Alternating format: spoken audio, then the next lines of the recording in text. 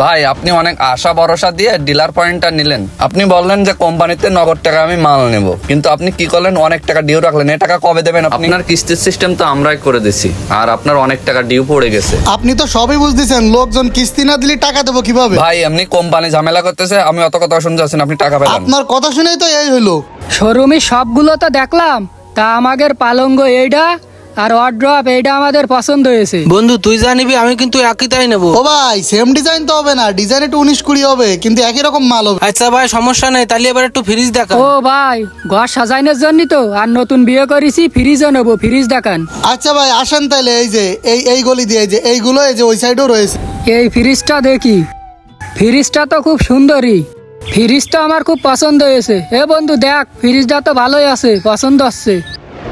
ভাই দেখেন, এটা ডিপ আর নর্মাল প্রাইস সেম, বুঝতে পারিছেন? ছোট দেখতে হইলেও এর ভিতরে অনেক জায়গা পাবেন। হ্যাঁ ভাই, ফ্রিজ আমাদের এইটাই পছন্দ হয়েছে, আমরা দুই বন্ধু একই তাই নেবো, এই ফ্রিজ দেবেন। আচ্ছা সেটা কোম্পানির বলে এনে দেওয়া যাবে, সমস্যা নাই, কিন্তু ভাই আমাদের ফ্রিজে কিন্তু 50% ডাউন পেমেন্ট যদি আপনি না করেন, তাহলে কিন্তু আমি আপনাকে ফ্রিজ কিস্তিতে দিতে পারবো না।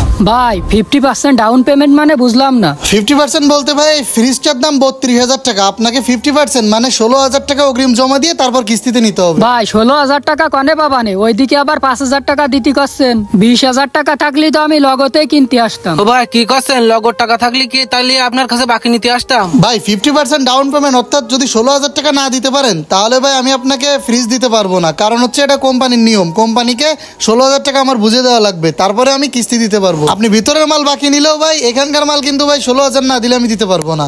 আশা করি বিষয়টা আপনারা বুঝতে পারছেন তো সেইভাবে। আরে ভাই আপনি ফ্রিজ দেবেন না, কি হয়েছে? আপনি কি বাড়ি নিয়ে যাই ফ্রিজ ধুয়ে ধুয়ে পানি খাবেন নাকি? আরে স্যার আপনি আসছেন আজকে, আর বললেন না এখানে 50% ডাউন পেমেন্টের সিস্টেম না, তারা বলতেছে 50% ডাউন পেমেন্ট দিতে পারবে না, তাহলে কিভাবে কিস্তিতে দিব? আরে মিয়া আপনি বোঝেন না, সবসময় কি রুলস অনুযায়ী কাজ করলে হবে? আপনার এই জায়গায় লোকাল না, মানুষজন তো বাকি নেওয়ার জন্যই আসে। তা আপনি এক কাজ করেন, আপনি যে যা ডাউন পেমেন্ট দেয় ফ্রিজ দিয়ে দেন। স্যার তারপরেও এনারা তো 5,000 টাকার উপরে দিতে পারবে না বলতেছে, একটা ফ্রিজের দাম তো 32,000 টাকা, তো এই 5,000 টাকা ডাউন পেমেন্টে কিস্তি আমি কিভাবে কি হিসাব করব? অনেক সময় মার্কেটে রানিং করতে গেলে একটু টুকিটাকি বাকি দেওয়া লাগে। আরে ভাই আপনারা ফ্রিজ কোনটা নেবেন নেন, কোনো সমস্যা নেই। ওই দিন আপনার কথা শুনে ওদেরকে আমি 5,000 টাকা ডাউন পেমেন্টে ফ্রিজ দিছি, নাহলে তো আমি দিতাম না 50% এর নিচে। আপনার কথা মতো যে যাতেছে তাতে দিছি। আর আপনি তো সবই জানেন এটা হচ্ছে গ্রাম, এখানে 50% ডাউন পেমেন্ট সিস্টেম আমি করতেছিলাম।